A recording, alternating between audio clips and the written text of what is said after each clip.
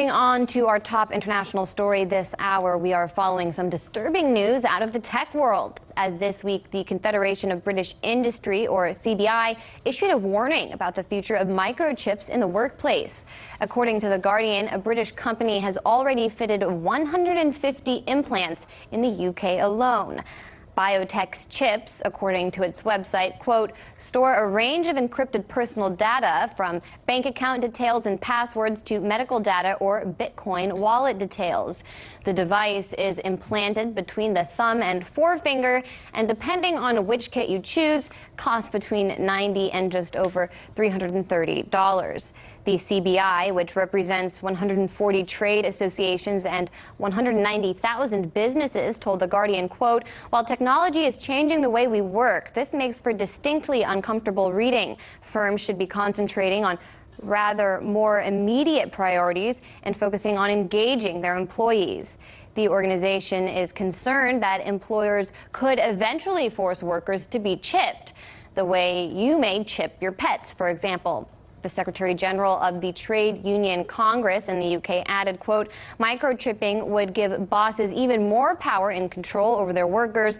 There are obvious risks involved, and employers must not brush them aside or pressure staff into being chipped. Now, you might be thinking such concerns sound hyperbolic, but you would actually be sadly mistaken. Believe it or not, companies have already started microchipping employees. For example, a cafeteria kiosk producer in River Falls, Wisconsin, chipped employees last year.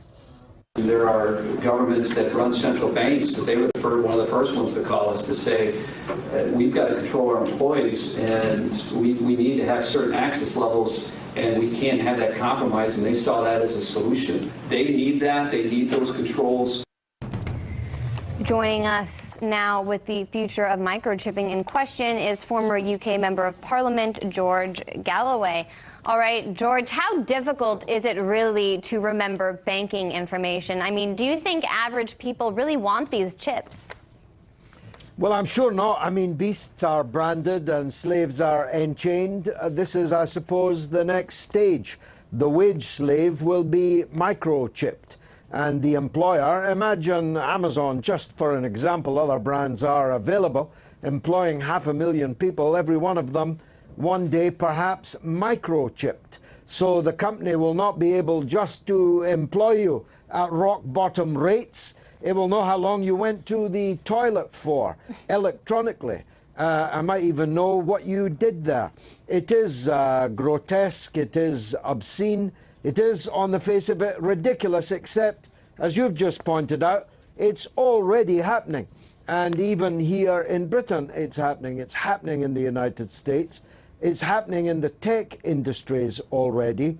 And of course, it's all very well saying it's voluntary, but when you're a wage slave, voluntary doesn't mean much. If it's get this job and sign up for the chip, or don't get the job, well, people will take the chip. What concerns do you have about this technology, and are you confident in the British government's ability to regulate these chips? I wouldn't be confident in the British government's ability to regulate fish and chips, never mind microchips. And indeed, the British government might be gone by the end of the week. No, I am not at all confident. But it is come to something when the CBI, which is the employers, the bosses' organization, are expressing their anxiety and unease about this move. The trade union opposition to it will be absolute, but we know from recent times that what starts out as resolute opposition incrementally becomes the prevailing orthodoxy, and it would be it would be a dystopian Aldous Huxley future if that's how we all ended up, chipped by our employer. One day, Jesus is coming. You may be at church. You may be at work. You may be asleep. God grant that you will be ready when he makes his personal appearance. My God, what if his appearance occurs on a Sunday morning? My prophetic word to you this morning